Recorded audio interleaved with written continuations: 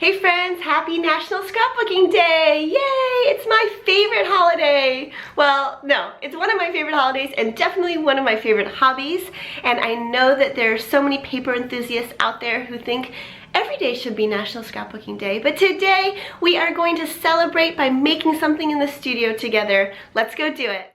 For this layout, I really wanted to use my Zing embossing powder, so I grabbed the white opaque finish, and then I also wanted to use my Versamark ink as well as my postcard stamp. I discovered that the ink pad was a little bit worn, so I grabbed a new one and inked up my stamp. This is a postcard stamp from my Better Together collection with American Crafts. Once I had the placement down, I went ahead and pushed really hard. I already had this stamp mounted on this block. I'm kind of keeping it there so that I can use it at any time, and I want to make sure that all the ink is thoroughly on there so that I can get a good coat of embossing powder on top of it. And I'm going to go ahead and turn on my heat tool so that it can warm up so that the paper doesn't curl. I learned that trick from Jennifer McGuire and I think it really helps. So I'm just shaking on the embossing powder. And it looks like there's a few chunks in there, but that's okay. And I've got a folded sheet of paper underneath so that I can catch all the embossing powder onto the sheet, and then it can act as a funnel if I fold it so that all the excess powder can go back into the little container. If you've never seen my videos before, I tend to make messes, so I did it again and I went ahead and put the cap back on. Now I'm ready to put my heat tool down to the embossing powder, and you can see it begin to crystallize right there. It looks so cool, and if you've never done embossing before, it's something that I highly recommend trying. It's not intimidating, it's quite fun, and even a little bit addictive. So as I'm putting the heat tool down, you can see that it's actually changing forms. I'm not sure exactly what it's called. I said crystallizing earlier, but that may not be the correct terminology. I've placed my sheet on top of a craft sheet and grabbed my watercolors and my favorite Tim Holtz water brush. I'm squeezing a little bit of water into that pan, but I realize that I also have a little bit of paint dried up in the plastic palette. And so I'm going to work with this. The nice thing about watercolors is you can just add water to it and then it becomes like new. So I'm just going to start with a small wash of color over this, and it's a really cool effect because the embossing powder has basically acted as a resist. So I want to replicate an ombre effect with maybe pink and orange and yellow, but I'm not quite sure at this point how it's going to look. So I'm just going with the flow and trying to put down some color and then put down a little bit more and wash it down with water as I go. A lot of times when I start creating, I don't really know exactly what I'm doing, but I have an idea in my head of what it should kind of look like. Now, if I had planned this better, I probably would have done the yellow first. I've printed two pictures onto a 4x6 using my Canon Selfie, and I'm just tearing off the little side parts, and I'm going to cut the photos so that I can work with both of them. I have an idea to frame one of them, but I'll need to trim the photo a little bit. Because I'm not so precise, I just tend to not measure exactly, and I guess I measure with my eyes more so than a ruler. And so if it looks good, that looks good about there. I'm going to move it. Okay, I think that that's pretty good placement, and then I will go ahead and make the cut. I'm pretty sure that the photos are going to go side by side, but I need a 12 by 12 sheet of pattern paper. At first I thought this polka dotted one would be good. I've got this from the paper pad, but then after looking at it, I changed my mind and decided to go with this one and also use this striped watercolor sheet. What's nice about these papers is that when we develop and design them, we actually use watercolors and get our hands really busy, and we scan everything into the computer, and then the designers at American Crafts actually change the colors and work their magic. So it's really cool when we develop these lines to be very hands-on at first and to actually paint and do all the fun stuff of creating the designs that you guys put to use. It's really so fun seeing how you use all these products. So I can't wait to see if you guys decide to scrap lift this or do something similar or a similar technique. Please let me know that you've done it in the comments. I love seeing your work. And if you share on social media, I'd love to see it hashtagged Amy Tangerine. I'm basically just sticking down all of the parts and pieces, but then I realized underneath So Happy, I want some watercolor to show through. So my first idea was to do the pink and yellow again, but then I decided it would be better as just one color.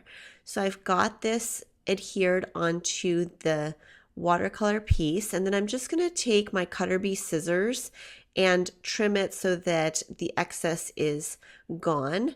And then I can adhere just this bottom part. I'm not too worried about the top part of the frame just yet because I'm going to stick it down with a glue dot after I decide on one of these rubber shapes to include. I'm going to open these up and then play around with placement. I found that adhesive doesn't work on these shapes. It actually does something strange to the adhesive, so you'll definitely want to use glue dots, or you can use super sticky red tape. I think those are the only two. Liquid adhesive doesn't work and this tape runner does not work. I'm not sure why. I don't know if it's the material of the rubber that transforms it, but please use glue dots. You can even cut glue dots in half, and so I can put it underneath that smaller part and use the rest for this small star. Final glue dot under the XO, and then we can move on to adding some of one of my favorite supplies, which is washi tape. This glitter tape is great because the glitter does not rub off. So I'm cutting off the end and I'm just cleaning off this stamp that I usually stamp black with, but I'm going to use this scuba, and I'm doing 2 stamps. So I'm stamping and then stamping off, and it says remember this. Just a fun little pop of color right there. And I'm using the Lawn Fawn chamois to clean it off. I've got these Studio L2E stamps that I think are designed mainly for planners, but I'm going ahead and mounting them on there. And once I have the placement that I want, I'm going to go ahead and ink it up with this Ranger Archival ink. The nice thing about this ink, as you probably already know, is that you can actually paint over it and it's not affected by water. So excuse my big head for being in the middle of your screen, but I really wanted to make sure the placement was exact. Once again, cleaning off my stamps with the chamois and grabbing my bits, and I think that these 2 are perfect. I'm not sure about the Love This one, but definitely the Good Vibes one, because we were at Capitol Records for this event, and I think it looks better with the Love This. The pink kind of runs through nicely, and I've just got to trim off this excess little part of the die cut. And now I think that it's almost done. I suddenly decided that I wanted to try a new technique that I've never done before. So I want to use this Versa marker, which is, it's the first time I'm using it, so I have no idea how it's going to turn out, but I want to add the title for Capitol Records down here just in my writing.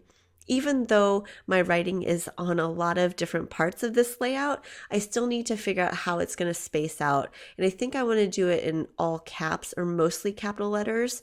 And once I am ready to commit, it's kind of a nerve-wracking thing, but I go ahead and I write it, and you can kind of see it through, so I know that I'm running out of room. So I've decided to mix in lowercase letters. Doing the same process for embossing as I did before, shaking off the excess, and then pouring it back into the container, which this time I didn't spill anything. So when I started embossing, this is the beauty of trying new things, is that I learned something. You cannot apply heat to washi tape or near washi tape or near those frames. So there's a little bit of a curling issue, but I'm trying to move on and just go with it because I've already got the powder down and I want it to go ahead and finish crystallizing or melting or whatever that's called. And then I will address the fact that the So Happy is curling up a little bit. I thought I could add a little bit more heat and press down, but it turned out to be quite hot, so I don't recommend doing that at all. In fact, this washi tape is curled and it looks a little bit ruined, so I'm just going to peel it off entirely and add a new strip later. I've got this overlay, and there's a line here that will be perfect for applying onto the bottom of that frame.